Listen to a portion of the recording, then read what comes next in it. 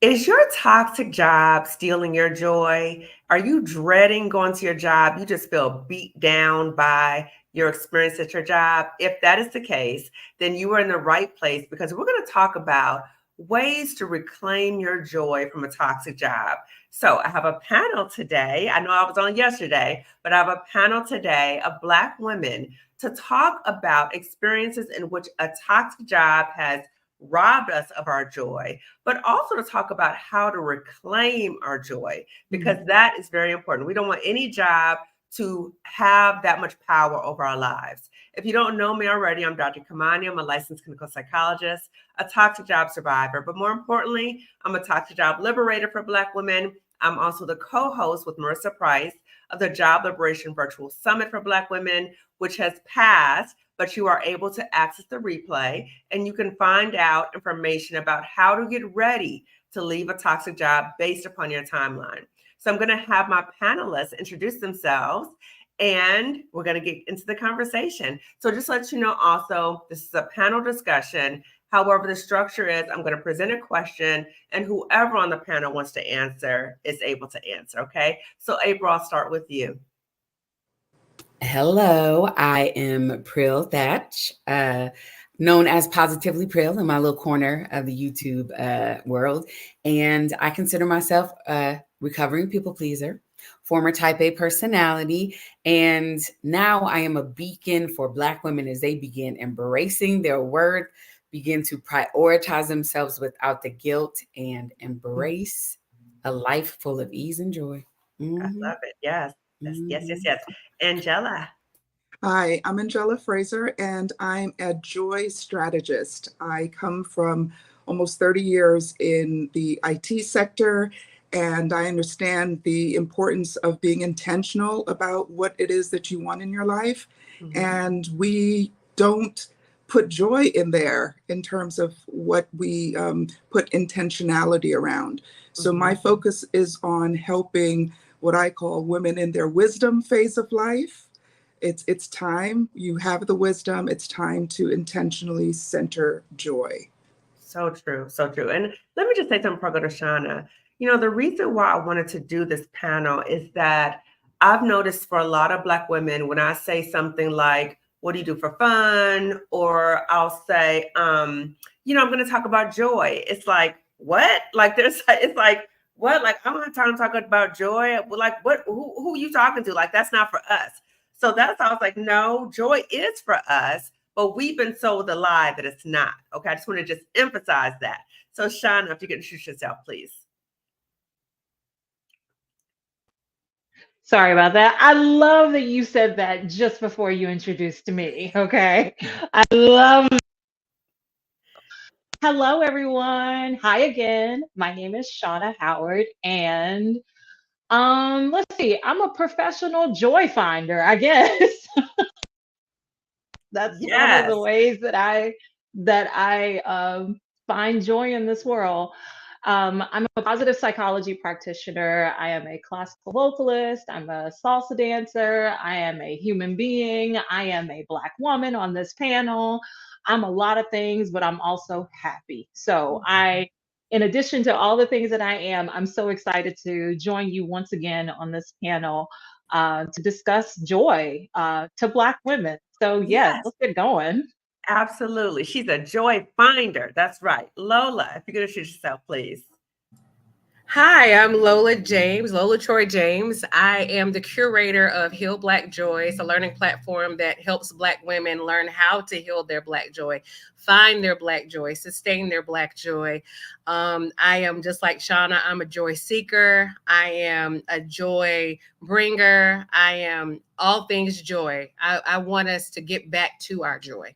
Yes, get back to our joy, get back to it. So let's start in terms of kind of grounding us in why we're even having this conversation. So whoever wants to answer from the panel, can you talk about an experience in a toxic job that really robbed you of your joy and it impacted you physically and mentally? So whoever wants to start.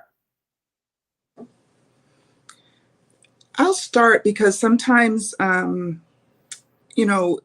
there are subtleties that, and I know that we use the term microaggressions, somehow that term never really resonates with me because it sounds like they're minor, Right, because right. they're micro, they're small, but the impact of them is very devastating. Mm-hmm. And I never really thought about myself as, being in a toxic environment when I was in corporate, but I really was, and it showed up for me in a very kind of particular way, because it was when I got my biggest promotion that I felt the toxicity the most. It was Hmm. almost like I was becoming a bigger threat to those people who saw me as, either undeserving, or either, the pyramid is the pyramid, right? The space gets smaller on top. Mm-hmm. And I started to feel the pressure when I got promoted, because that's when I started to see people really show me who they really were, Mm. how much they thought that I was a threat, and they used their power to rob me of my joy. Yeah, yeah. So I'm so glad you talked about this. It was noteworthy that you said was you didn't think it was a toxic job at first, but later you came to realize that. And I think so many Black women, we're in toxic work environments, but we come to believe that that's just kind of how work is, and we just got to just move on. But it really is taking a toll on us. And you also made reference to Pet to Threat. So anyone who's watching this who's not familiar with Pet to Threat, I always got to call out the researchers, because people still are work, right, for Black women. So Pet to Threat was created by 3 Black women researchers, Dr. Juanita Johnson-Bailey, Dr. Keisha Thomas, Dr. Rosemary Phelps. We had 2 of these women on my panel several times, right? So Pet to Threat deals with when a Black woman is sought out in the workplace because of her outstanding work abilities, and they love her. Oh, Angela, we love you. You're so smart. Oh my God, you're saving our organization, right? Then Angela gets promoted, starts getting more attention, and there's a shift in terms of how she's seen and treated like a threat. Boom, just like that. And I think so many of us have had that experience, but we haven't had the words to really describe it. And I think a lot of us think that we're alone in having this experience. So thank you for elevating that. What about the rest of you? What types of experiences have you had in a toxic job that has impacted you physically, mentally, and just tried to steal your joy? I can speak to that. Go ahead, Shauna. No, you're the guest. You go right ahead. You go right ahead. I've had several positions like Angela where I think it goes back to just our work ethic as Black women. Mm-hmm. We always show up in spaces where we always excel. We're always crossing our T's, dotting our I's, and that will propel you into position or elevation in corporate America. Mm-hmm. And what happens is now you're starting to become more visible. The visibility becomes greater. And with that visibility, I was a workhorse, I was modeling behavior that I saw growing up from my mom, because she was a workhorse, and she crossed all her T's and she dotted all her I's, and she did her job very well in her career. She excelled very well. And so that was my blueprint. And what I realized in every position that I had, because of my work ethic, it was a threat to those that were, that in that space where I was getting elevated. They started seeing, oh, she's outsmarting me. She's coming more prepared. She stays late. There was an expectation for me to stay late. I didn't expect it. It was just something that I naturally did, because that was the model that I grew up watching. Yes. You know what I mean? Yes.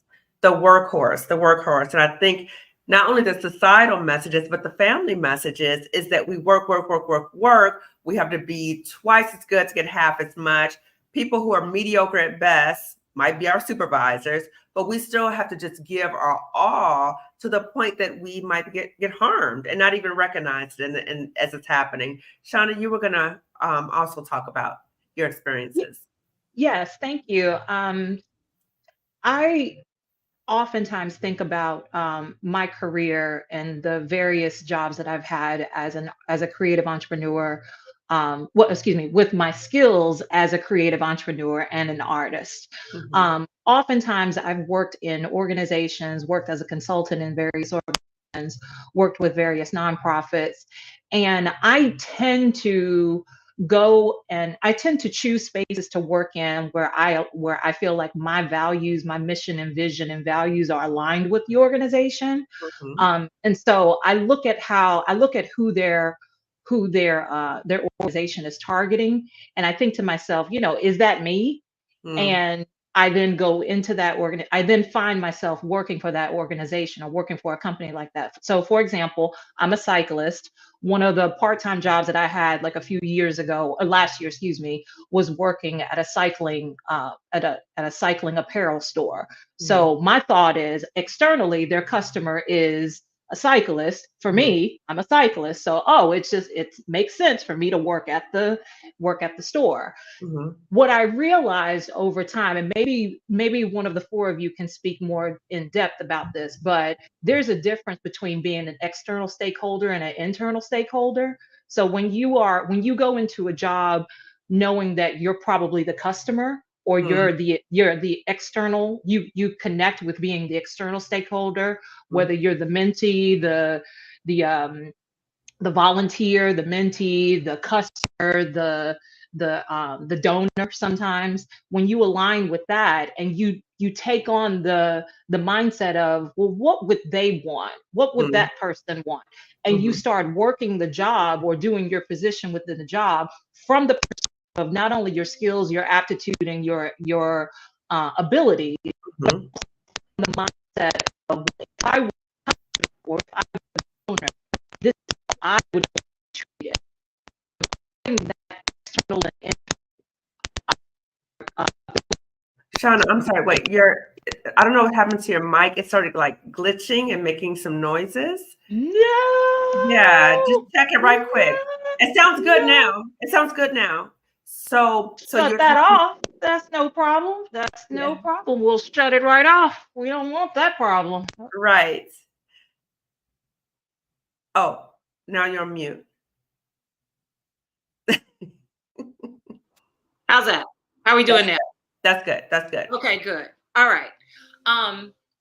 So what I was saying is, like, yeah, sometimes we I know as a Black woman, it seems like every Black woman that I've worked with takes on that mindset, similar to what you have a work ethic. You can see it, you can see yourself as the customer, the donor, the what have you, and having this angle that you can view your job through, this lens that you view your job through, instead of, oh, well, I'm just here to do the job or do the task and go and collect my money and go home.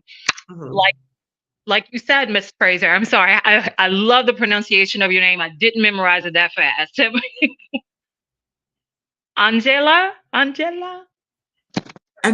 Think Ella, and it's just Angela. We're gonna try this right. This right. Yes, we are. We're gonna try this right. Okay. My point is. Oh, Shauna is doing it again. Shauna, I'm sorry, Shauna, it's glitching. It's glitching again. So just check it out for a moment. Okay, I'm gonna go to April and then see if you can figure out the sound thing. Okay. Okay. Awesome.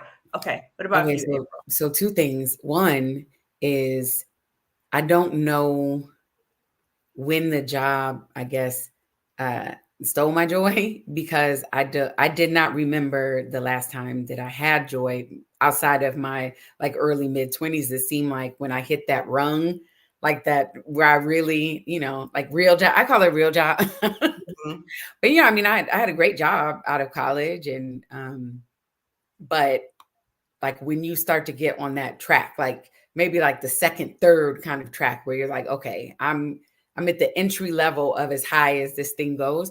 And I had I had no joy. Like joy was not, that was something that I had to learn when I left corporate, when I did some healing work, because obviously I'm not, teens or 20s anymore, but I also still had to relearn a lot of those things. There was just so much disruption and distance in between that memory and what I had the mental capacity, the emotional capacity to do. Yeah. Yeah. So that's the first thing.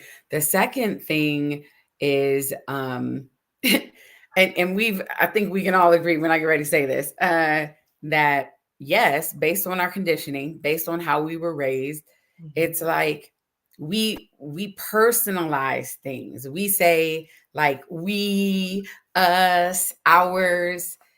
No, or they're like, oh, Good we're a job. family. No, so it's like, no, Yeah. this is not my company. This is not Yes. my business. And what we are doing by working so hard, like the definition of work, not Webster's, because if you read international dictionaries, they see things as they should. But in Webster's dictionary, work means labor. In the English dictionary, just say that definition of work is, yes, it's labor, but also it is the energy, the time, the effort that you are putting into achieving someone else's goal or towards their mission, towards like their so if we think about that, we are working so hard for a company that is not, we have zero association with, besides we show up and they pay us. They tell us that we're family. They manipulate us Red into flag. being this workhorse. They may even slide us a couple more dollars, pat us on our head, oh, such a good job. But in reality, if they wanted to, we're gone. Yeah. Or like I saw a gentleman had a heart attack one Friday after work. No one discovered him until Monday. This is how much he worked, that his family, his wife, no one even said that Monday when they come to, shut the lights on and get the heat and stuff going. And do you know that, I don't know, maybe a day later, somebody else was already in his office. Wow. You know what I mean? Like that is, and it's not so much, many of the jobs, no, they don't care. We are an employee number. We are, a variable. But even if the jobs, yeah, like we are not, yeah. But even if the jobs where they do value you, you still have to keep those boundaries. Absolutely. You still have to, we are exchanging like a service, like we have an agreement.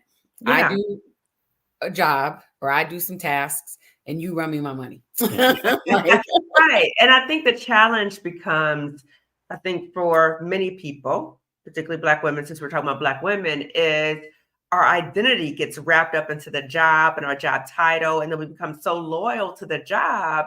And the job's like, whatever, like they kind of gas you up, but you are expendable to them. And I just think about Stephanie Perry, who said, why are we loyal to these jobs? Why? They're not loyal to us. And to recognize that this is something for you to do to make money. It is not who you are. It is not your be all and end all. But you're right, that sense of loyalty. And to me, it reminds me of that plantation mentality, like us boss, like this is not ours. All right. This is something we're doing to make money. So Shauna, were you able to fix your sound? And I think you want to comment. And I think Angela, you want to comment as well. I think so. How can you all hear me now? Yes. Woohoo! Yay! Okay, finally. All right. Yeah, I think a lot about like in my career, why I took the jobs that I took. And a lot of it had to do, Dr. Kamani, with what you just said. We have this, I think, and also Lola, this mentality around like community. A lot of Black women are raised, or we grow up understanding fundamentally what community is about, whether we grew up in a big family, whether we grew up in church or some sort of religious affiliation, whether we went to college and pledged into a sorority or were a job or part of any sort of structured organization of some sort. We understand hierarchy, we understand placement, we understand all of those things. And so when we come into when we come into a job, whether it's something that we love or something that we're doing part-time or something that we're just doing just to get by, we already understand where we fit in and what we're able to do, what we're able to accomplish, how we can bring our personality, our likeness, everything into this position so that we can feel as if we're doing a good job. Because we know that we're never going to be told how good we really are doing. We're never going to feel seen, felt, heard, or understood, because, you know, America. So it is oftentimes that, I know, like I said earlier, I've gone into positions where I aligned with the intention of the job was, and then found myself incredibly disappointed that I was appreciated. But then I also realized, like I learned this later on, that my job isn't there to make me feel appreciated. It's my responsibility outside of work to feel appreciated, to feel seen, to feel felt, to feel heard, to feel understood, all of those things. And I certainly can't, as a Black woman in this black skin, in this Black woman form, I can't expect that here in Western civilization, that someone is going to care about my dignity that much, that they're gonna care about my humanity that much, that I'm gonna understand the boys club or whatever the case may be. Like, it's just not, that's not what jobs are. Like you said, it's labor. And so if I just realized, like, in the past 4 years, that if I can just detach myself from those expectations and then search elsewhere for comfort, for understanding, validation, for being recognized, all those things, then I'm a happy girl. And that's been it for me. That's all I wanted to say. Sorry about the audio issue. No, it's all good. It's all good. It's all good. It's all good. We back strong. All right. You came back. So, Angela, I want to go to you in a minute, but I just wanted to comment on two things you said, Shauna. One is the importance of us not seeking external validation from a job. So anytime you give your power away and you look for other people to validate you, that's dangerous, because you're always constantly, we're talking about grounding ourselves in what we know we bring to the table. The other thing is, as we're kind of alluding to, as Black women, when we come into the workplace, they hire us because of our brilliance and our excellence. That's why we got hired. But if we shine too bright, like we're talking about the pet the threat, you are intimidating to those who are deeply insecure. So they might say to us, oh, you need to do this because you're intimidating people. No, these are deeply insecure people. So I think it's very hard for us as we come into the workplace, we're shining bright, and then people see us and we kind of feel like we need to dim our light, but then we're like, well, I can't dim it too much because I got to prove that I'm worthy to be. It's a lot. It's a lot for us to contend with, that emotional labor, and I think an exhaustion. Angela, you're going to say something as well. Yeah, I think what I want to say kind of challenges some of this a bit, because I think a part of the way that we're socialized as Black women is that we're all in. You know, we and so it's hard, and I'll tell you some of what I was able to do to kind of manage this. It's hard to be in something where you spend a majority of your day and also be removed from it. You know, it's just something that I personally, I'm going to say I wasn't able to do with a caveat there.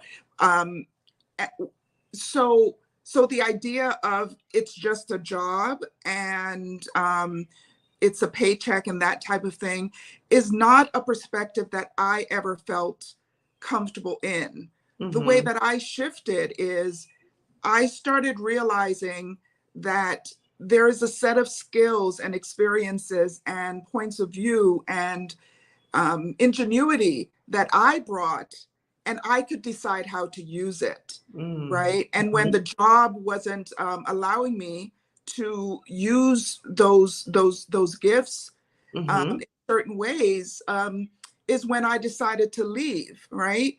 But before I left, I found opportunities at the company because I when you know that you have these skills and they aren't being used or they're being kind of downplayed, the first thing I did is, where in this company can I find this alignment a little bit better?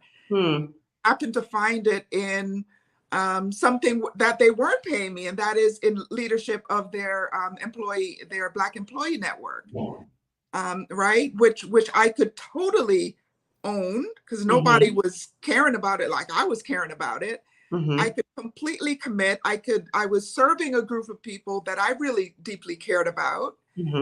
And so by doing that, I really, really recognized how freaking powerful I was. Yeah. And then it was like, well, I'm not really interested in giving you guys this power anymore. I want to lift and shift it to what I want to do.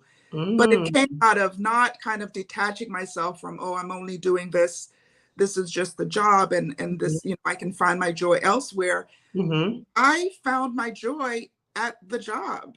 Yeah. Yeah. You know what I mean? And I appreciate that. And Lola, I'm gonna get to you in 1 second. I appreciate that because I want Black women to see the full continuum, right? I want them to see situations where you may have loved the job, you may still love the job, but some ways it starts robbing you of your joy, or they're not recognizing what you bring to the table, they're not utilizing your skills, or it could be any variation of that. So I want Black women to see that continuum, that our experiences are not identical. But the main point is, when we recognize that something is no longer serving us, that as Black women, that we can say, this is not it. And I need to pivot. And what does that look like? So Lola, Exactly. oh yeah. Exactly. Yes. I was gonna piggyback. You almost took the words out of my mouth, because I think our joy, our Black joy, is connected to our passion. Not our job, our purposeful passion, meaning, like Angela was saying, she found the thing that she was passionate about within that scope of her work. I think a lot of times Black women don't know that. They haven't identified that, because we will accept jobs and accept positions just because it is a job and just because it puts food on the table and it allows us to be able to take care of our families. But when you pivot and you really identify what you are passionate about, then you can now utilize your gifts in a way that either, of course, you're still going to deal with some toxic individuals perhaps at a job, but then you recognize it sooner than later. Then you can pivot and then you say, you know what? I need to go elsewhere where my work, my passionate work, is going to be recognized and also elevated, and I'll be able to shine. But I think a lot of Black women don't do that. A lot of Black women don't even realize it is capable. That is something that they can achieve, because they don't understand identity. One, we don't understand our own identity. Our identity has been caught in everything else. Yeah. You know what I mean? We focus on so many other things than what we're really passionate about. And I think if we talk about this more, polarize this subject a little more, maybe it'll remind our community that it's okay to pivot. It's okay to be passionate about things that you really, truly love, and then do the work, and that work will speak for itself. It will make room for you. Exactly. And I'm sorry I kept interrupting you. I was getting excited about what you were saying. So I need to kind of slow my roll. So, the part that I really want Black women to hear too is not only the part about that we can pivot, but I think so many of us have been in survival mode for so long. So like, let me get this job. I need to make the money. Da, da, da. So the part about accessing joy in many ways seems inconceivable. And that's the part that's sad to me, that so many Black women, say things like, I'm too busy for joy, or I don't have time for joy, or I don't have the money for joy, or there's this association of what joy is and the belief that it's not accessible to us. So we're saying, no, let's make it accessible to us and let's prioritize that. So I think what's important as we do that is that we need to help Black women by sharing by our own examples. What were the warning signs when you were in that toxic job that it was starting to drain your joy, or just it wasn't feeling, something wasn't right?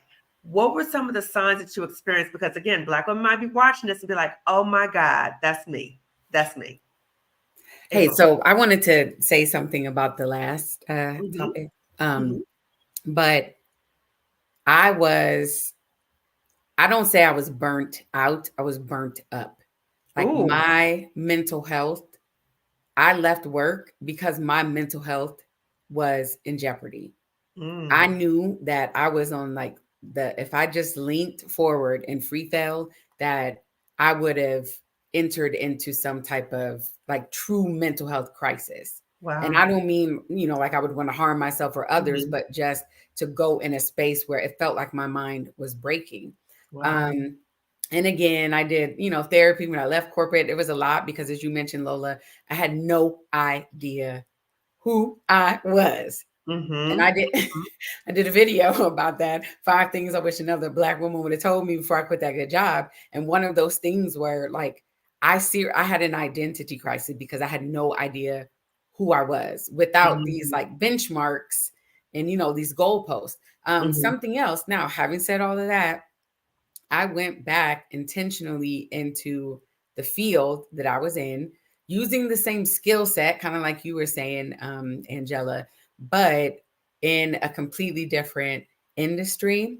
And I went back as the like healed and restored version of myself. My resume reeked of desperation. So when I read it, because it was just like, pick me. No. So I had to redo my resume. When I was looking at, taking on clients, what are the expectations, having these, like calls with them.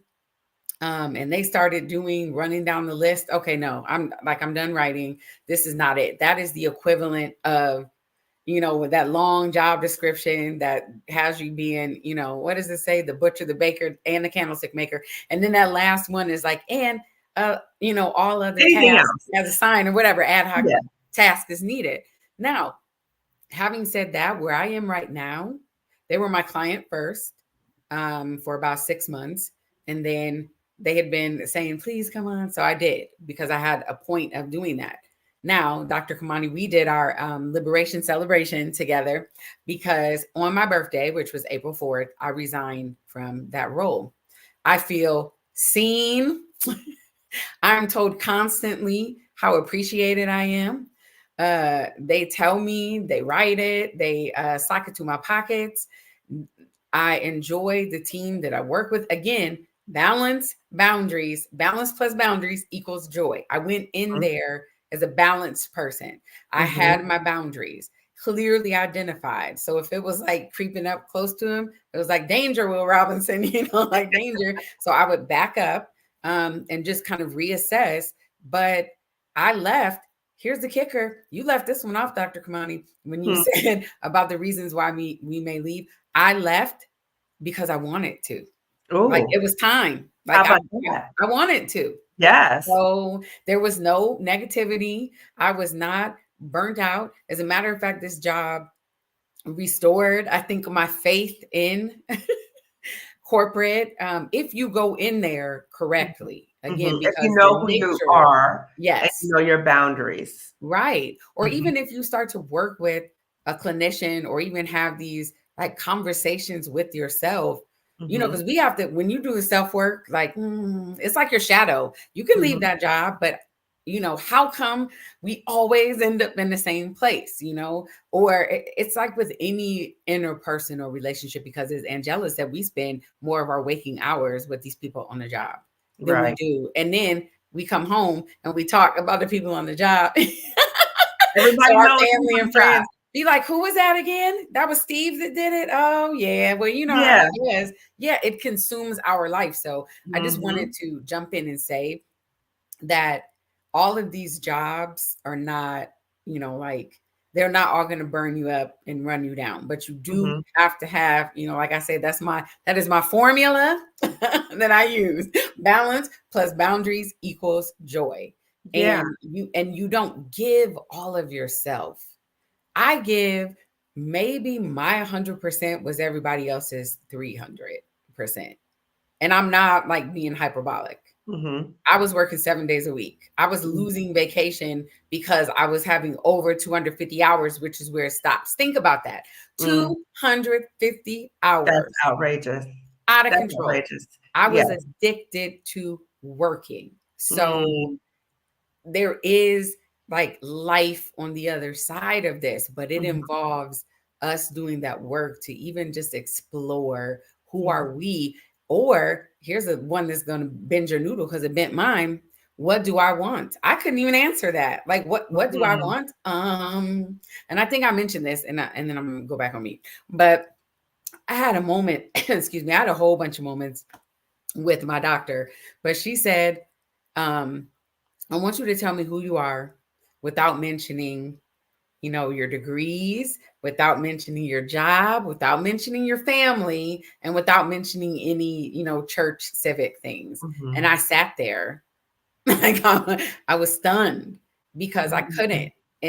And second to that, I couldn't even tell you what I wanted. If you asked me what, like, okay, so what do you want in a fill in the blank? I had no idea. Mm. So some people, some of us are just, we are starting deeper, like we have a deeper hole to kind of get ourselves out of, but there Mhm. is like life and there is joy and peace Yeah. and ease on the other side of this thing. Okay, I'm going And, on mute. and to be able to say, this doesn't work for me anymore. Yeah. It may not be toxic. It doesn't work for me anymore. And I think that's a good exercise for Black women to practice is really thinking about and try to explain who you are without mentioning your degrees, your job, your family, but who are you as a woman? Who are you? And what do you want? What do you want out of your life, right? So, what about the rest of you? What were some of those signs like, this job is not, what were the warning signs that you experienced? So, April talked about like feeling like she had no identity and about to like be pushed over, like possibly having a mental health crisis. What about the rest of you? What were some of the signs that this job is not good for me? Shauna? You know, a few of them for me was kind of like straightforward. Like I kept getting let go from jobs I didn't like. You know, I mean, it's as you know, as jovial as that might sound. Here I am, like being laid off or being fired or being let go from a position, and really the only thing that I was upset about was the money being gone. It wasn't like I was going to miss the coworkers. I certainly wasn't going Mhm. to miss the supervisor. I wasn't going to miss the Mhm. manager. I wasn't going to miss the commute. I wasn't going to miss anything else. But it was Mhm. like, oh, well, I got to replace this money. I got to replace the money. But am I Mhm. replacing what I'm learning there? Am I Mm. replacing any of the benefits that I have from using my skill, my aptitude, my all of the above in Mhm. this role? Mhm. And once I realized that, I was like, oh, maybe I'm shortchanging myself.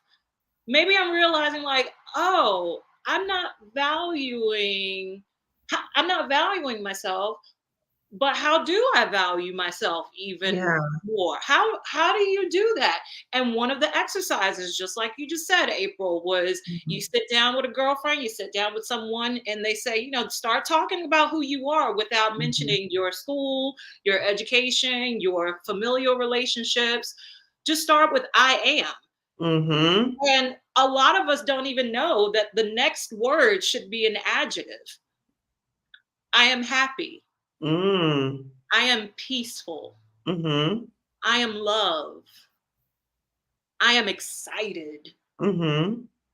I am Shauna. I mean, whatever the case may be. But to Right. not even know that as a human being, as a fundamental human being, that you get to be fill in the blank. That Yeah. was such a far-fetched, such a far-fetched thing. I remember one time, this is a silly example, but it is what it is. That's why I'm here. I remember one time, one of my housemates was a woman who had full breasts, right? She was a full-breasted woman. And I said, where do you get your bras from? She told me a place here in LA where she went and got her bras from. And so I immediately scheduled a time to go get a fitting. And I went there and I tried on these different bras. I had different, I tried on the different bras and I ended up purchasing one of them. And I remember putting it on and I automatically stood up straight. And I was like, what is this magical thing here? What? That's a good analogy. What is this thing that's making me feel supported? Yes. What is this thing that's making me feel like it's okay to stand up? Yes. What is this? What is this? What company is this? I want to buy stock in this bra company. Where can I get on the market? Where can I get this thing from? I became so consumed with like buying the right bras because I finally had this external thing to remind me of what I needed to feel internally. Right? So it's a small thing, but it's a big thing. It's a big what is it like to be for those supported? of us who are in the major leagues, right? So I was like, okay, and I loved that. I started valuing little things like bra shopping. Because I always wanted to feel that when I was at work, when I was here, when I was there, wherever the case may be, I always wanted to make sure that if I didn't know myself that I needed to be supported, that my bra was going to hype me up and tighten me up and get me to the point where I knew at least under my clothes that I was supported. And that anything that took me out of that posture, anything that took me out of my natural posture that my bra was going to give me, that my bra, y'all. Right. I didn't know support until I had a good fitting bra. And something small like that, small like that showed me that I deserve to feel supported in other places in my life. Yeah. So just, it's there's moments like that. To answer your question, Dr. Kamani, I remember just feeling like, wow, I'm not even really affected in these ways that other people are affected by losing their job. Like, I just felt like, dang, okay, I just got to replace that money. And I'm like, okay, that's not, some people feel passionate about their job. Some people feel, how come I don't feel this about my job? How come I don't feel this about my career? On the previous panel, I talked about being a classical vocalist and working in the nonprofit world. And, being a Black woman that works in classical music, Lola, we can talk about this all day long, okay? It's just, it is the last place on this earth that will ever be diversified, that will be not diversified, but that, what's the word I'm looking for? Scratch that from the transcript. I can't figure out my word. But my point is like, it is something for Black women that was so inhumane about having to prove ourselves beyond our external, beyond our hair texture, beyond the melanin in our skin, the femininity that we walk the earth with. And it was inhumane. It was almost to the point where it was inhumane. Another thing that I realized that I was doing when I realized that the job wasn't worth it is that I kept looking at the dictionary or the thesaurus for like, well, what does dignity mean? Well, what does this word mean? What is that? And do I relate to it? Do I feel a connection to it? And if I don't, that's a big deal. Absolutely. That's a big deal if I don't feel connected to honor, if I don't feel connected to the word respect, if I don't feel connected to to all these other words that my colleagues were feeling when they were working. So there's so many things that I feel like I feel that as a Black woman, when I speak about this, I speak from the Black woman in me, not so much Shauna in me sometimes, but the Black woman in me has settled for so little. has Yeah. settled for Yeah. so little. But Yeah. mainly that's because I understand that systemically that's where I was put. Mm-hmm. Mm-hmm. And if that's where I was put, then I just accepted it and went along to get along and smiled and Mm-hmm. did my thing. While Mm-hmm. all the while I was just hurting and didn't even know that I had the option to Yeah. feel joy, whether Yeah. it was at work or elsewhere. So Yeah. that's It's those are like my you were thoughts. languishing, right? You were languishing, you weren't growing. And Mhm. there's a part of you that knew that. That's why when it was time to go, you're like, oh, well, I need to find something else.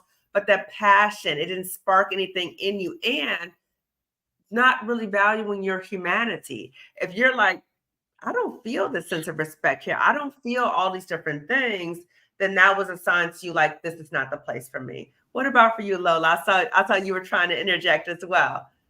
Oh, she just touched on so many things. Just speaking about the bra, we are so used to being in uncomfortable spaces. Mm. Black women are used to being in uncomfortable spaces. Shauna mentioned the bra. I just interviewed a Black therapist not too long ago who deals with the age group of college age young ladies. And Mm-hmm. she said, if your bra is the first thing that you take off when you come home, you don't have the right bra on. Ooh. And it's because we're so used to uncomfortable spaces, Yes. we don't recognize just that one thing, the thing that is supposed to support us. We don't know that it's uncomfortable because we're Mhm. used to uncomfortable spaces. Yes. We're used to Exactly. uncomfortable spaces. Exactly. And that also goes back to identity. That also goes back to worth. It's also connected to what we saw growing up. If we Mm-hmm. saw our mom and our grandmother be in uncomfortable spaces, not being valued, not being heard, not being Mm-hmm. seen, working themselves to the bone, Mm-hmm. our model has been just that, to be okay with being in an uncomfortable space as a Black woman. How Mm-hmm. many, we all can speak to it. Mm-hmm. We've all been there. We all know our sisters and our girlfriends and our colleagues that have had these same experiences. Mm-hmm. We are connected by our experiences, and those Yeah. experiences have most times been uncomfortable. Yes. And I think because of that, because we have been accustomed to these things, because we have seen people in our family, our mothers, our aunts, our sisters become friends accustomed to these things, on some level, we become disconnected from ourselves. And when you become disconnected from Yeah, yourself, you don't even know what brings you joy. You don't even no, know, like, you don't even think it's possible, right? So when yeah, I just think about like a lot of the Black women clients that I have, therapy and coaching, and I'll ask them, so what do you do for fun? And it's literally like a deer in the headlights. I said, like, what do you do for fun? Like it's just inconceivable. And so what we're saying here is for us as Black women, yes, we have to fight. Yes, we have to struggle, all these things, but we also want to ensure that we prioritize reclaiming our joy, right? How do we find our joy? How do we reclaim it? So did any of you experience like a wake-up call? Like, this is not the way I want to go in my life.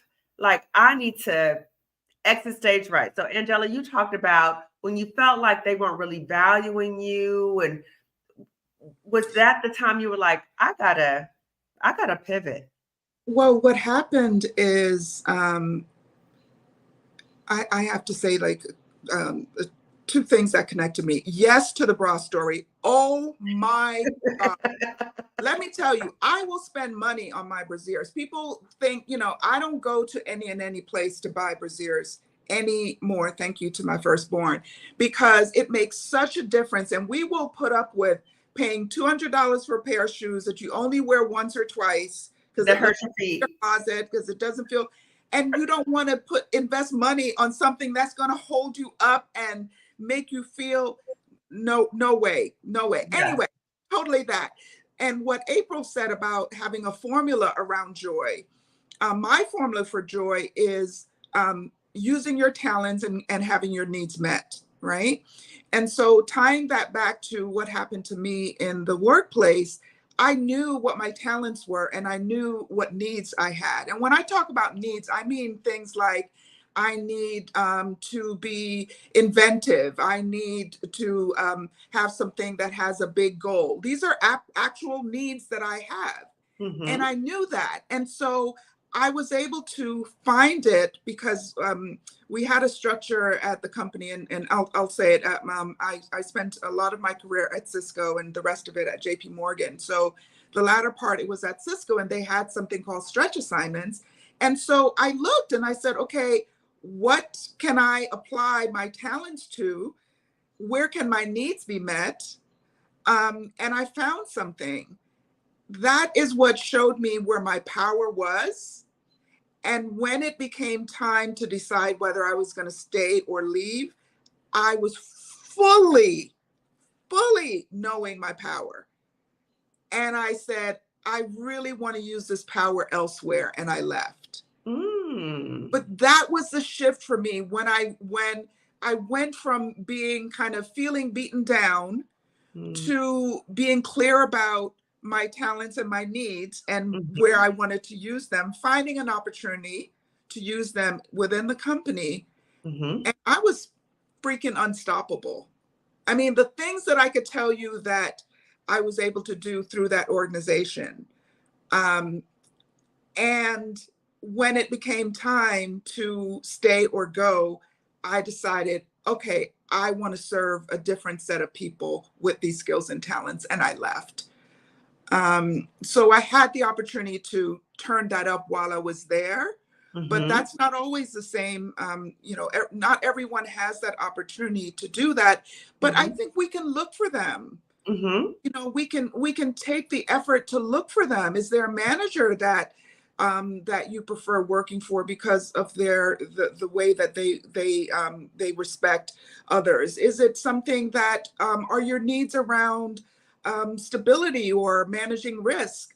Is there work that you can do around that you can position yourself for because you really need calm, you really need to not have a lot of change, right? Those are some inherent things, needs that we may have that you can, once you know that, and that's really the point of it, once you know it, you can seek those things out. I think what we hear everyone saying is that self-awareness is at the root of all of this. Absolutely. Absolutely. And I think that when you feel, because you said you went from being beaten down to feeling empowered. And I think that one, it's important, the self-awareness, and to be aware of if you are being harmed by a toxic job or any job, to be aware of where's the source of the harm, right? And once you recognize the source of the harm, it's really saying, okay, what do I need to do for myself to protect myself? And now you're coming from a more empowered position, not just these people, this job, keep doing this to me and all that kind of stuff. And you're talking about, again, options. So you can look at within the job, are there other opportunities for me? Or do I need to go outside of the job? But being open to that. But again, the main thing, as we're all emphasizing, is the self-awareness part, right? So when you guys said, okay, it's time for me to go, how did you reclaim the joy, right? Because let me ask this question.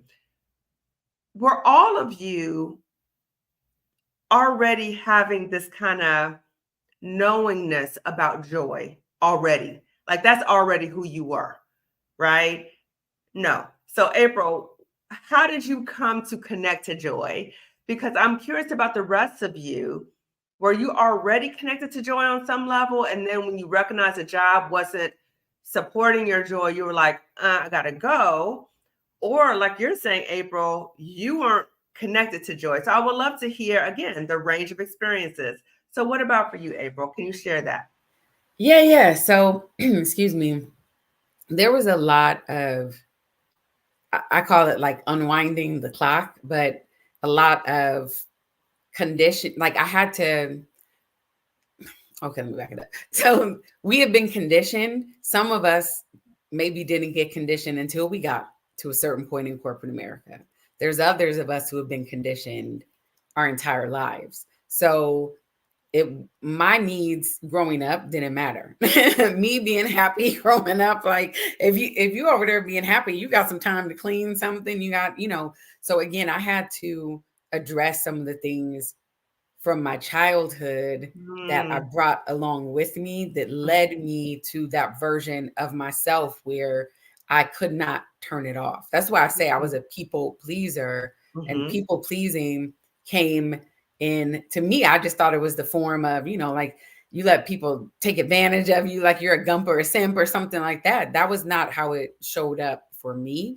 Mine was being essentially like a job well done, and being able to check things off my list, and knowing that at my job that they saw it. But I grew up giving myself internal validation. So one of the things that I had to learn to do was to begin to accept external validation. If someone said, "Oh, I like those," and this is like a real example, "Oh, I like those shoes." Okay, so I got these shoes back in 2008. First of all, they were on sale and I had a coupon. Like I had to like pre-qualify things. Like, oh yeah, and I got this and I did that and whatever. And let me tell you real fast, I did that last week. I did it last week when I was in the Mexican consulate. And it was so strange to me because I have not done this in like 5-6 years. But the agent or whatever who was taking in my stuff, she was like, "Oh, this is where can I get a job like this?" Because she's looking at all my bank statements. She's looking at, my total monthly income, all of that. She was like, "Oh, well, where can I get one of these jobs?" I said, "Well, you got to work, you got to work hard." No, I said, I worked hard. And then I'm like, uh-oh. Like, and then I went into like, I just heard myself doing it. Like, I was in school for almost a whole decade straight, and I was a single mom, and I was like, pause. And I had to tell myself, like, girl, if you don't be quiet. And so I said to her, I said, you know what? I said, well, it's what I want. Like, I'm living the life that I want, but just that fast, because again, this is not like I was telling Angela before we started, this is not like a one and done, a hit it and quit it. The more healing we get, the more restoration we get, the more growth we experience. It's like cell turnover. Like, and there's going to be times because that's muscle memory. Yeah, it's like an internal dialogue, right? So yeah, it happens. Reprogramming yourself. Yes. Reboot is to say something, but you're like, no, I'm not going to do that. No. So I had to catch I'm like, oh, absolutely not. Let me tell you what we not finna do right now. Okay. I don't need to justify why I can afford this. I don't need to pre-qualify. I don't need to do all of these things. Again, it is because I want to. Period. The end. Okay. Once upon a time, I said I want to. The end. Now, to answer your question of how I was able to reclaim my joy, again, doing that self-work and having these epiphanies, like sitting on my couch with my OG couch. Okay. But sitting on my, on my blue couch that's in my little videos. And I'm like, why do I have this tight bun, slick back hair? I'm about to let this hair wild, or why am I wearing these, I'm waiting for God to send me my husband outfits because I'm stacked, as my dad says, and I'm so used to covering up and playing small physically. Like, no, I wear what I want. And then it became like, now keep in mind, it's not like I just said it and it was comfortable. It's something I had to work towards and work my way up to, but just realizing that I have options and I can do what I want and I can, wear what I want. This version, first of all, they are a no camera like culture. They're 100% remote and they don't believe in turning on cameras. Like, they just don't do that. Right. They want people to feel, they don't want people to feel like they have to do anything. But this version of me shows up. If I'm at a meeting, and I think I mentioned this before, someone was talking, I was like, okay. Like, I got you, say less. And she was like, oh, okay. And I'm like, no, I forget sometimes. Or I'm like, okay, bet. Yes. But, yes. Like, I am me and I am so done. And I have been for a few years now playing small. I have spent, for as long as I can remember, apologizing essentially or feeling apologetic for just existing. Yeah. For me, blending in the background, kind of being unassuming for safety, you know, and growing up in a very volatile household. And then also for me, not intimidating people or like the experiencing the pet the threat, because you think that they're your friends or you think that everything's good until, you know, let me know if it's too much. Okay, Yeah. just let me know I won't. And then you say it's too much. And here comes like, you know, they just like flip on you. Like Yeah. they don't really mean it. So again, having that, so I say self-awareness is key.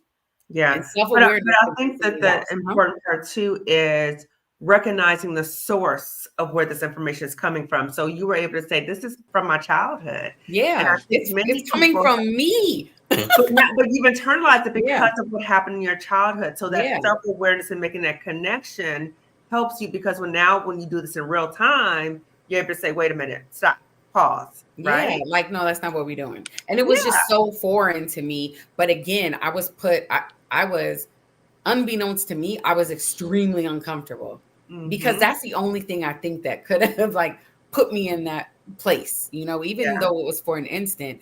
But I celebrate myself. The way that I have my joy is by being, instead of being a cheerleader where I have to like rah rah sis boom ba and you know, like get myself, just kind of get to that place, just make it to break, and then you can go in the car and cry. No, I am my biggest fan. Okay. Good. Like I'm my own hype person. And I have so many years of when I didn't like myself, when I didn't love myself, when I didn't honor myself. So I got a whole bunch of making Yes. it to do, but that's how I reclaimed my joy, is incrementally and realizing, as each of us have mentioned in our own way, that we have choices and we have options. And that's what I love about seeing this variety of Black women and hearing how the options and how the choices presented themselves, you know, to us. And you know what I appreciate too is you are modeling for Black women that even if they were not brought up in a situation where joy was taught to them, or they were told that they were worthy of joy, that we can still reconnect to that even as adults, right? So I appreciate that. Yes. What about for you, Shauna? Did you always have this?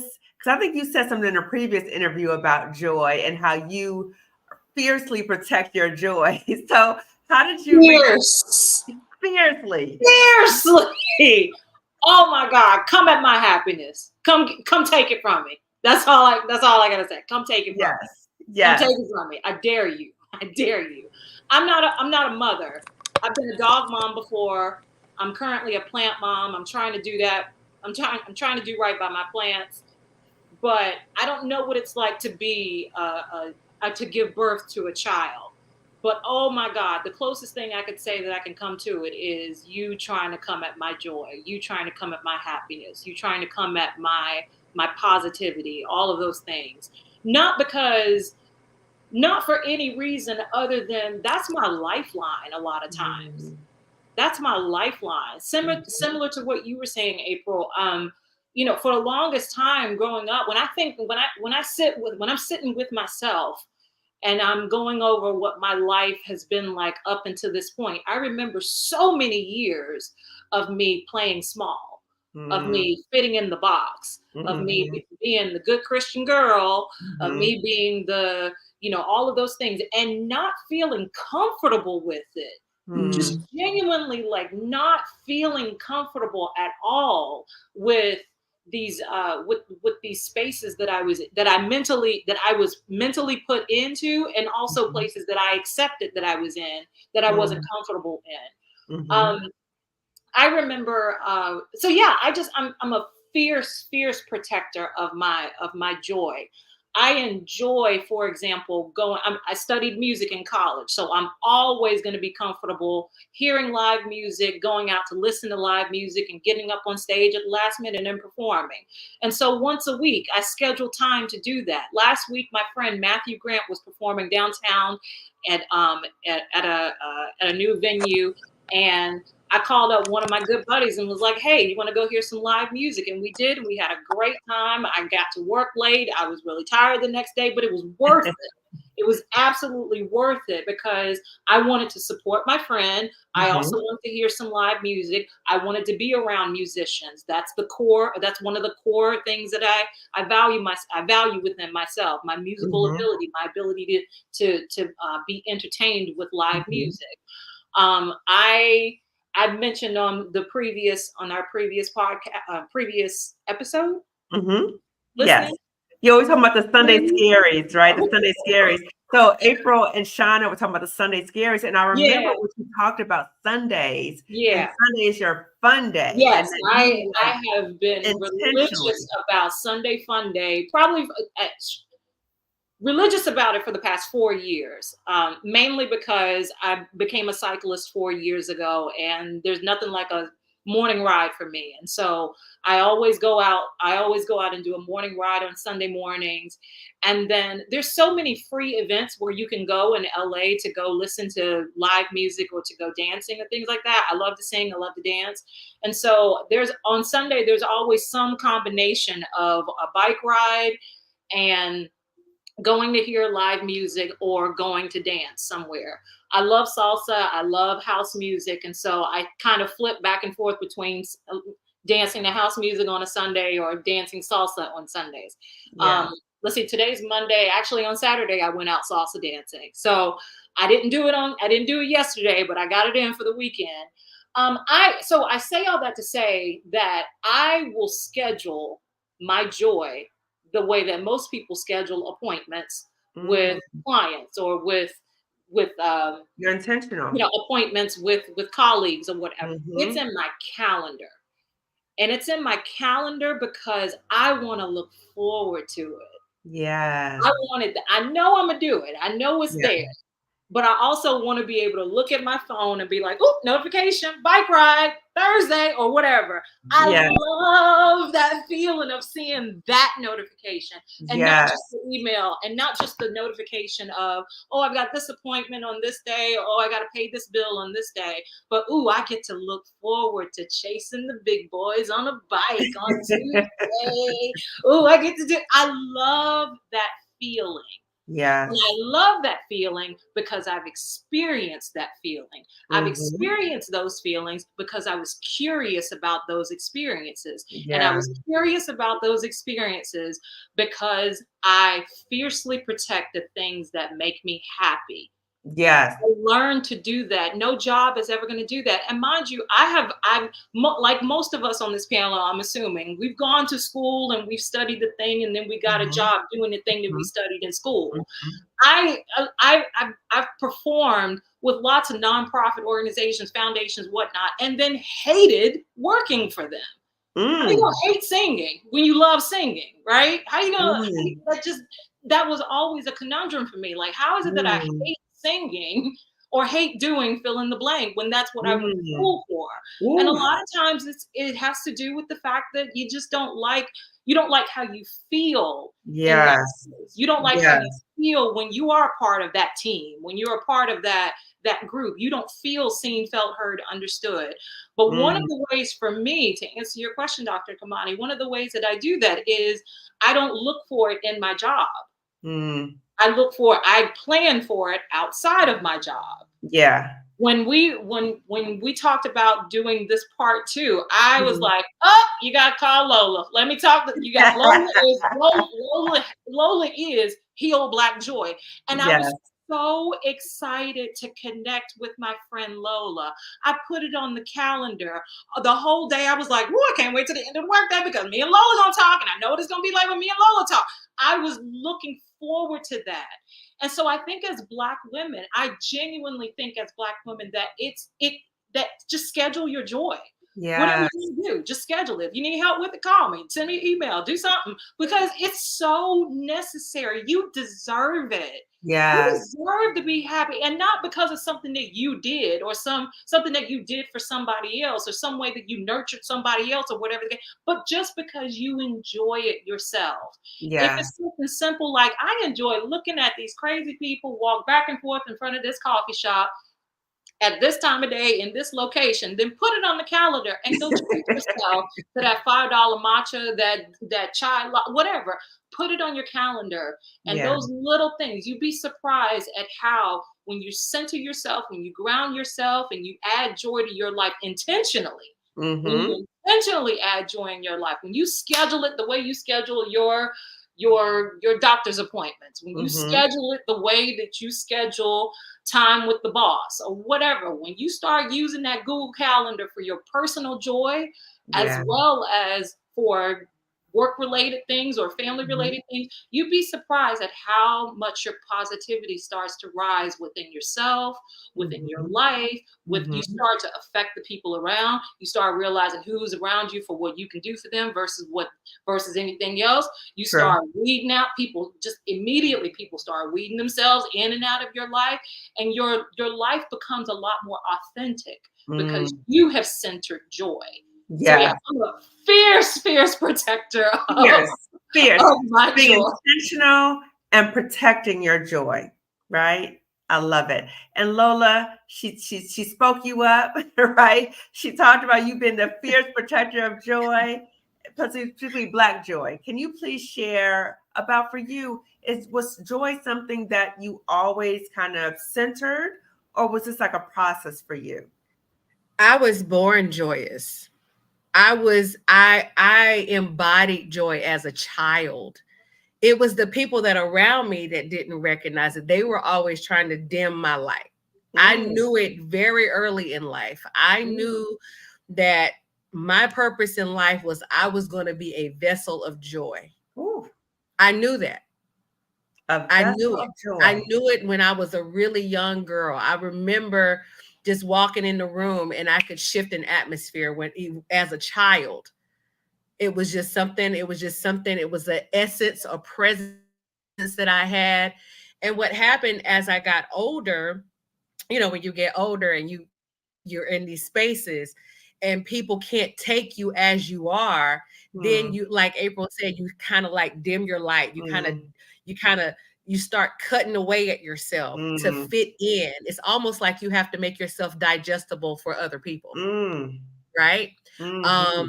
And you start forgetting who you are because you've cut away, or somebody else has cut away and at your essence. And for me, like Shauna, I'm a fierce protector of my joy. I had to get to a place where it was just like, you know what? I don't know when it clicked or when it kind of turned on for me, but it was just like, I don't feel like dimming myself anymore for anybody. I don't want to be uncomfortable anymore. I am comfortable who I am as I am. Me is enough. I'm more than enough, right? I am more than enough. Yes. I am more than enough. And so what I do is I find myself, if I feel like I'm misaligned in any space, I have no problem exiting that space. I have no problem pivoting from that space. If it doesn't make me feel good in my body, like in my physical being, because I'm a very big reader of energy and how people take me in or how I can take others in. And when it doesn't feel safe, warm, inviting, joyous, peaceful, this is not my rodeo. I can move on very, very quickly. I have no problem moving on. Yes. I love what you said. You said, I was born with joy. I was born with it. I was born with it. Yes. And those that are around you or in the environment that you're in needs to be able to nurture your joy. Or you're like, this is not the place for me.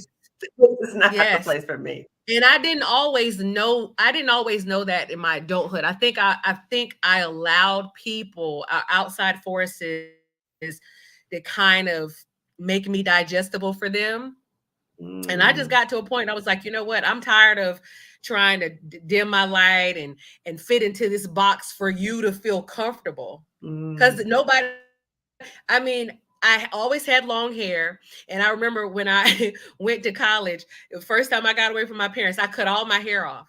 And people talked about me. They thought I was something because I had long hair. And then when I cut all my hair off, it was like, oh, you think you're this because you have short hair. And it's just like, I can't win if I got long hair. I can't win if I got short hair. You know what? I'm just going to be me. I am just going to be me. And y'all Yeah. just gonna have to take me as I am. You're going to have Yeah. to choke them because I can't win, trying to appease everybody and make myself digestible for everybody. That has nothing to do with me. That has everything to do with you. True. And the So whole concept too, when you talk about being digestible, to me, it just seems like people try to dominate us, right? And we have to be palatable to so many people. But then again, we lose sight of ourselves, right? You're like, I can't win either way. So let me just be myself because I'm not trying to please other people. Okay. Thank you, Lola.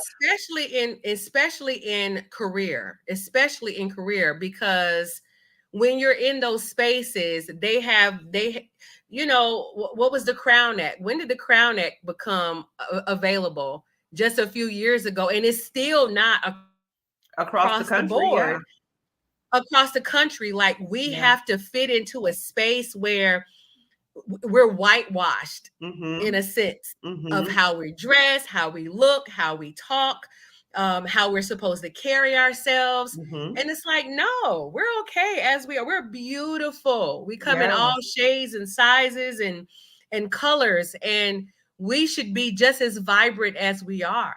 And we have to be reminded of that.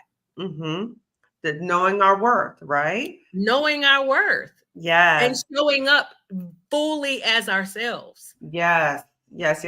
What about for you, Angela? Have you always had this perspective about joy? And how did you reclaim your joy when you were in a situation, maybe at a job, that kind of stole your joy, or tried to steal your joy from you? Yeah, there was a moment where I couldn't hear the conversation, so I'm sorry if I was being summoned and I couldn't hear what was going on. So I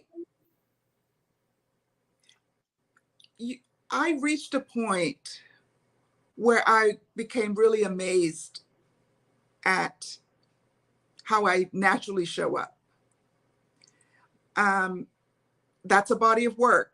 That's not a 1 day, 5 year, 10-year thing. I've always kind of been an introspective person, just to kind of, and I think it's a part of my faith tradition, is to be in this constant evolution, right? This constant state of change, improving, or just awareness. So that's always been a part of me. But this idea of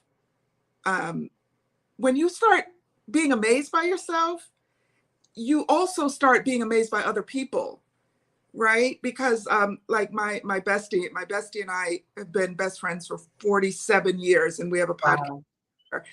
And we're very different. We're wired very, very differently.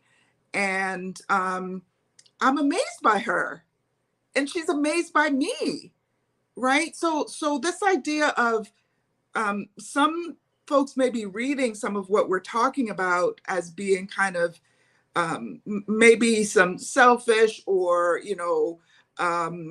being kind of too into ourselves and that type of thing. But my experience has taught me that the more that you are amazed by yourself, the more that you find other people amazing. Yes. And it's coming out of that that space that you can be the best person to other people.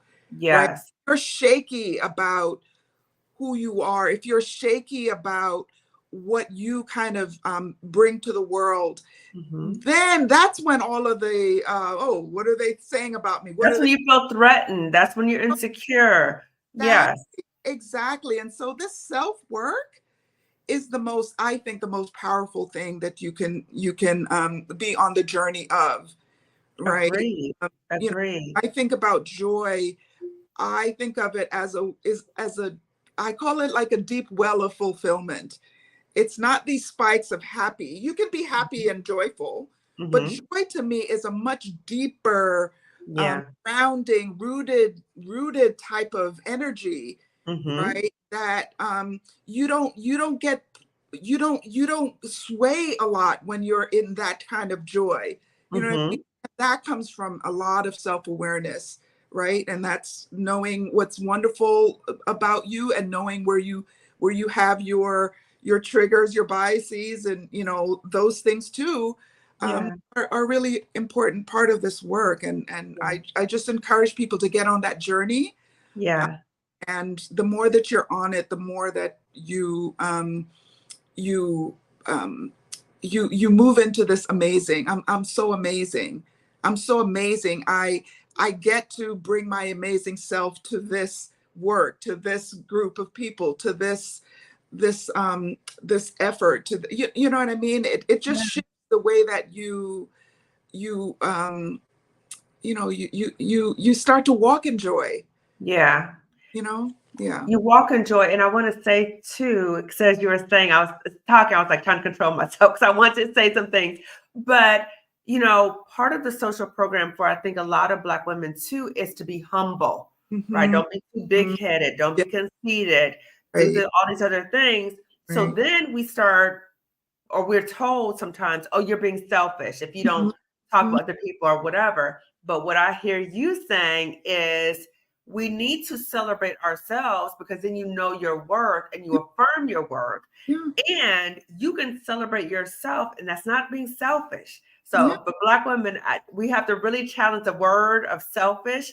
We are celebrating ourselves because we want to be able to be our best selves. And when we celebrate ourselves, we can celebrate other Black women and not be intimidated by her. You talked about, you see your best friend, and you're like, wow, we're very different. I'm amazed by her. And I want Black women to be able to experience that, because I believe in sisterhood. I believe in it, right? Even though Black women say, oh, well, I don't know. No. There might be some Black women who may do you wrong, right? I've had that experience. But the vast majority of Black women I know have been outstanding to me, because I am able to see the beauty and the power in them. And I'm inspired by that. I have on my Prince shirt today because I went to Paisley Park Studios this past weekend for the 40th anniversary of Purple Rain in Minneapolis. Everybody needs to go if you're a Prince fan. But anyway, one thing that Prince said was, I'm not intimidated by anyone. I'm inspired. And I feel the same way when I see other Black women who are doing something outstanding, or they're whatever.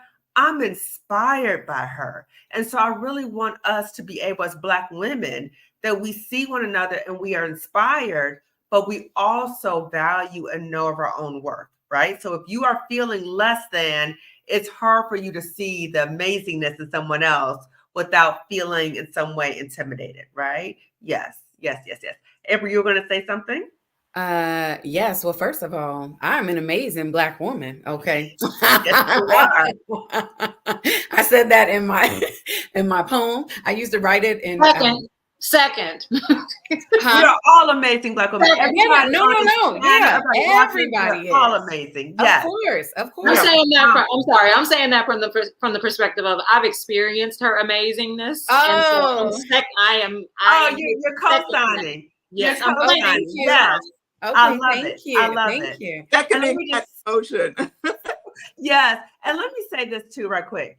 April did a phenomenal job as our moderator for the Job Liberation Virtual Summit for Black Women. She was outstanding. And she shared a poem with us that was so touching. And for anyone who missed the summit, you can still see this powerful, amazing poem if you get the replay. So go on, April. Yes. So we're just showering you right now. That's okay. I'm gonna take it. Thank you. Okay. But you know what? I'm really, really big on gratitude. I'm really, really big on affirmations. Mm-hmm. And I would write things in my journal that is really where that poem came from. A lot of my journal entries, even when I did not feel amazing, even when I was struggling with what does that mean to be a Black woman, because I've always been this like diluted, watered down version, again, to be palatable, to be accommodating to everyone else, to even though I'm uncomfortable, I am making sure everybody else is as comfortable as possible. But again, let's talk about definitions. Selfish, because Q4 started selfish season over here. Okay. I have zero problem saying I'm selfish, because again, the Webster's dictionary, if you look at the synonyms, if you look at that the first and second definition, it is you're self-absorbed, you disregard other people. It's all of these negative things. You look at the Oxford dictionary, and it positions it as the opposite of selfless. I have been selfless to a fault, to the fact where, to the point where my joy, my happiness, my wants, my needs, desires didn't even make the list. It was like something that didn't even cross my mind until after I left corporate. So for me to have been selfless all of these years, no, I don't want to be selfless anymore. So what's my other option is to be selfish. The root word of selfish is self. Like what, again, we being, Americans, I'm just going to say, have taken words and manipulated us even through words and connotations and definitions and, in the colloquial sense of things. And it's like, no, it's okay. I am proud to be selfish in the true sense of the word, not in what other people view me putting myself first, me focusing on self-prioritization and fully embracing my worth and celebrating all my uniqueness and loving the skin that I'm in, no matter if it's fighting me tooth and nail with this menopause. Like, it does not matter. If that is a problem for you, as you mentioned, I think that was you, Lola, that said, like, that's a you problem. Like, I'm sorry you don't feel that way about yourself. And it has attracted, there have been Black women, including you, Dr. Kamani, that have, whether you realize it or not, you have demonstrated the self-prioritization. You have demonstrated what joy, freedom, and liberation looks like. I forget where it was, but I heard it and it stuck with me. They said, and this was recent too, but they said, look, freedom is different from liberation. The lady said the slaves were free, but they still stayed on the plantation. They had to be forced to leave, or they became sharecroppers, or they, whatever. The slaves were free, but were they liberated? The liberation comes here. So seeing you demonstrate what liberation looks like while still staying in your career, seeing a lot of other people show me what liberation looks like by pivoting, looks like by early retirement, looks like by, well, I'm just gonna float along and see what happens. I'm just going to embrace the spontaneity and trust my intuition. Like, that to me has been an inspiration. And my hope and my prayer is, see, I feel like I'm about to cry. but my hope and my prayer is that I serve as inspiration to other Black women, because as we were talking about backstage, I felt so alone. No one in my world, I couldn't share it with anyone. They would either project their fears, they would either speak negativity, they would either make me feel bad. Like, you're about to walk away from this, or you're about to do that. What about this? What about that?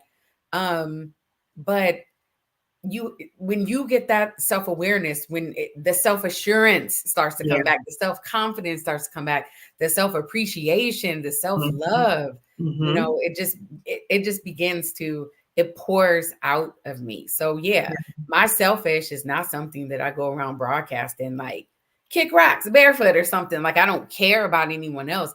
It is balanced and it is within my boundaries. Okay? And if it's not, what did Delia Borjade say? If it's not a hell yes, it's a hell no. Oh, I'm getting there. Okay. It's like, no, I'm good. But I'm working towards like, no.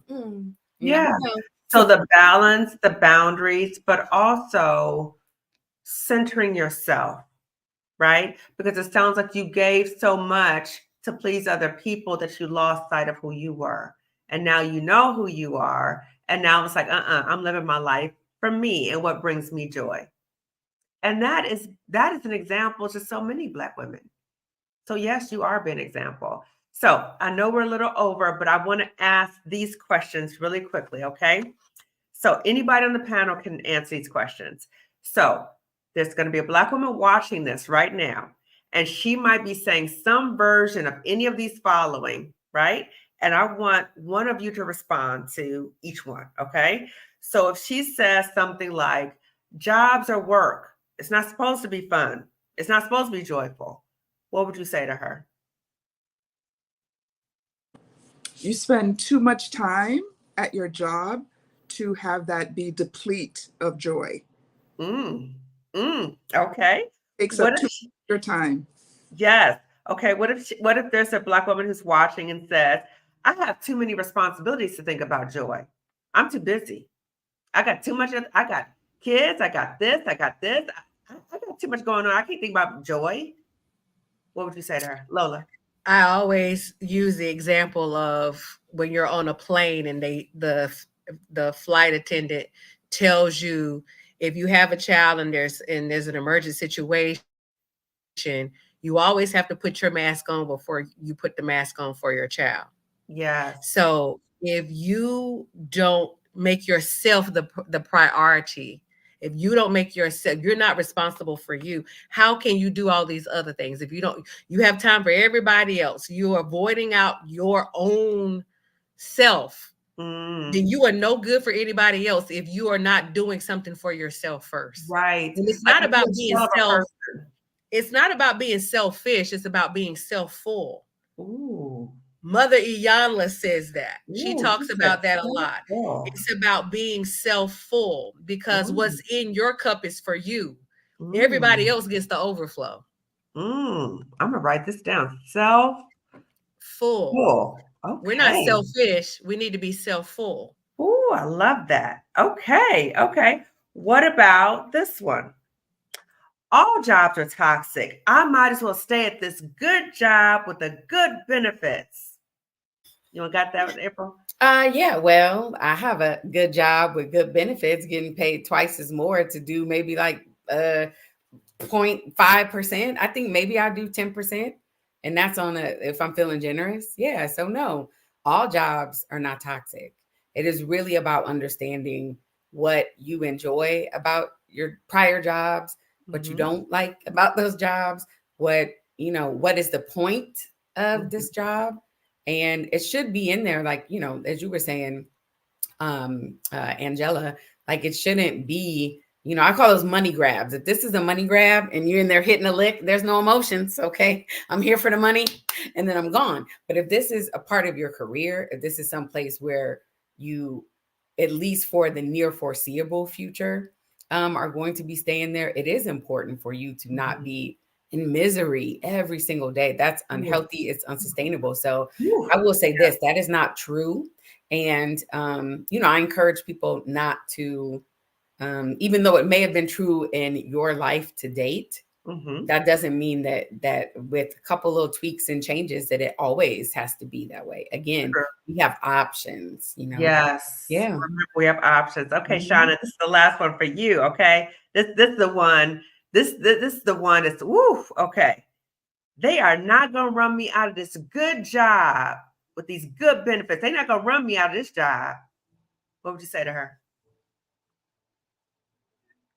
Or maybe you ran yourself out of it? Maybe. No, they aren't.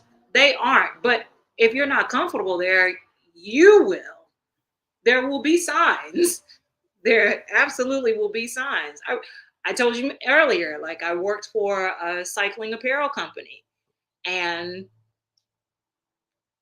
I did not like working there. I felt like how is it that I'm selling these things that I wear all the time and my boss is sexually harassing me. My boss is doing this. My boss is making me feel like he's on my side, but in deed and word, it's not there.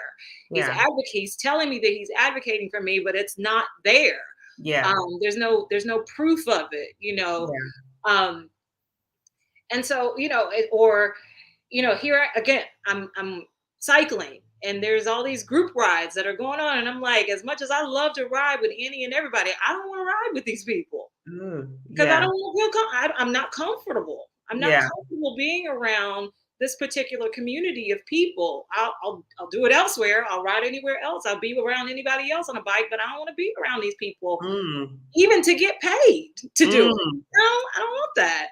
Pay attention to that, right? Yeah, so you just got to pay attention to where you feel comfortable or what's coming up for you that makes you feel discomfort, what makes you feel like this isn't right, and don't ignore that. Don't ignore that. You deserve to not ignore that. Yeah. You deserve to look out for yourself. Yeah, sometimes some people may feel like nobody's looking out for them, but no, somebody's always looking out for you. Sometimes it's you. Sometimes you got to look out for you. True. And you deserve to look out for you. Yes. I'm learning that at my big old age right now. Like, yeah, I deserve to look out for me. I don't think that it was modeled to look after my health and wellness. It wasn't modeled in my childhood to look after my holistic health. We weren't talking about holistic health back in the 70s and 80s. We weren't doing that. Not in my Black ass family. No, we weren't talking about that. But now, as an adult, I get to choose that environment. Yes. I get to say, nah, that don't feel right. Yeah. That don't feel right. Once you understand, like back in the day, we used to say, that don't feel right in my spirit. That don't feel right in my bones. That don't feel right. And listen to what your bones need. Listen to what your spirit is telling you. Listen to it. Yes. And whether it's the Holy Ghost, whether it's your ancestors, whether it's just your own intuition, whatever it is, listen to it. Yeah. Because if you listen to that and just keep listening to it, you're gonna find your joy. Yes. Your joy. And again, it might be in that company, it might be in that organization, or it might be elsewhere, but you definitely got to listen to yourself. Yes, you got to listen to yourself, and the importance of not lying to yourself. Because when I hear Black women say this, it becomes more about, I'm trying to prove something to other people that they're not going to run me out of this job, but you may not have any passion for the job. The job might be harming you. They're not utilizing your skills. So when you are in this situation, pay attention to how you are really feeling in that job.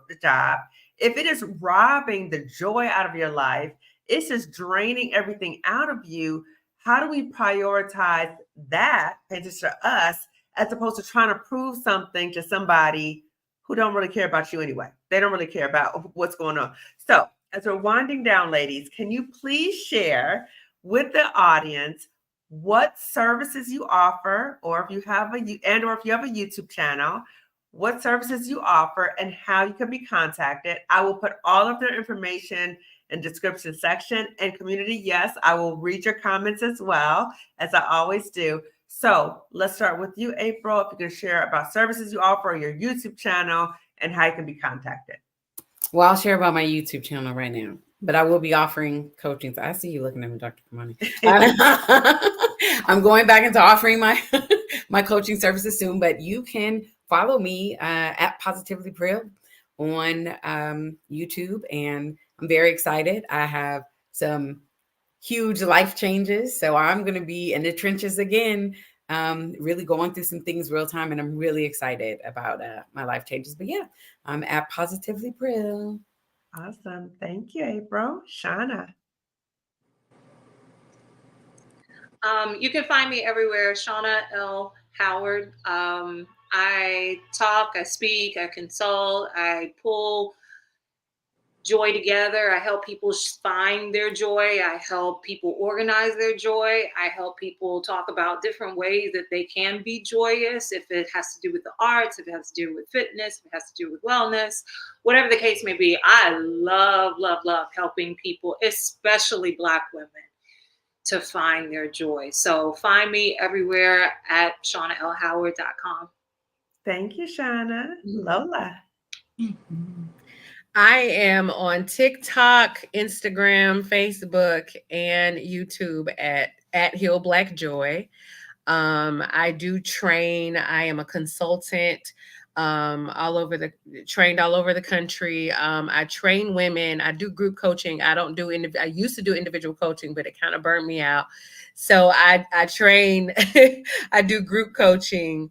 But yeah, I just want us to get back to our joy. I want us to find our joy again, even if we didn't know that we could have it.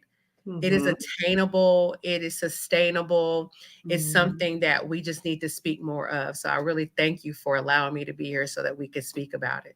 Absolutely. Angela? So I just want to give a shout out to my podcast with my bestie. It's called Black Boomer Besties from Brooklyn. We are on YouTube and all of the podcast platforms.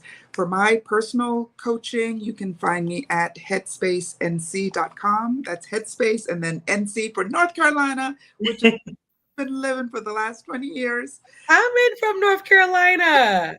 My North Carolina too. Yeah. That's right. I'm here in the Triangle, and you can reach me there. And I'm my thing, and the reason why I think Dr. Iqbani reached out to me is joy, is that deep well of fulfillment that I think is a divine right that we have, and just get a little bit more each day. It's a body of work. Get a little bit more each day. Yeah, I like that. Get a little bit each day. Yes. So how do we incorporate that into our lives? So I'm going to read the community and then we're going to stop. Okay. Good evening, everyone. Thank you for inviting me. Hello, ladies. Good afternoon. I don't know about anyone else, but man, April's voice, I'm telling you. So listen, if you want to hear more of her voice, get the Job of Virtual Summer replay. Okay. Good for you, courageous. I'm an A cup, but I get it. So when Shauna was talking about the bras, right? Shauna's out here preaching an entire sermon. Come on, my sister. Indeed. Yes, to the bra story. I'm a grown woman and I will spend good money on a supportive brassiere. Anytime you have to protect your dignity, respect, and inherent worthiness, it is time to go. Completely agree. Yes, say less. The intentional microaggression against melanated women has increased exponentially due to the extreme, powerful, massive talents and unmatched leveling up of the Black women in this country. Yes. Ooh, the good Christian girl part. That breeded so much of my codependency. Shauna is whole authentic vibe. Lola has the spirit of the divine feminine. I appreciate this panel discussion. Thank you. Listen to this. Please have a part 2 with the same panel of spiritually led and intellectually intent. Wait, I got to say that again. I messed it up. Please have a part 2 with the same panel of spiritually led and intellectually intuitive, uniquely created melanated women. That was beautiful. That was beautiful. We're going to follow up on that, okay? I love that, Prill. I was proposed a 20-day suspension after only 4 months on the job. So I resigned immediately. Respect yourself, ladies. Yes, respect yourself, right? We are here celebrating liberation for Black women. Part of our liberation is our awareness and our knowing and that commitment, like we talked about before, of centering our joy. Yes, Shauna. I just remembered something that I wanted to share. Yes. That might help tie it all together. Mm-hmm. One of my favorite spirituals is Change My Name. 3 verses. I told Jesus it would be all right if he changed my name. Repeat it 3 or 4 times. Mm-hmm. I told Jesus that the world would be against me if he changed my name. 2 or 3 verses, 2 or 3 times.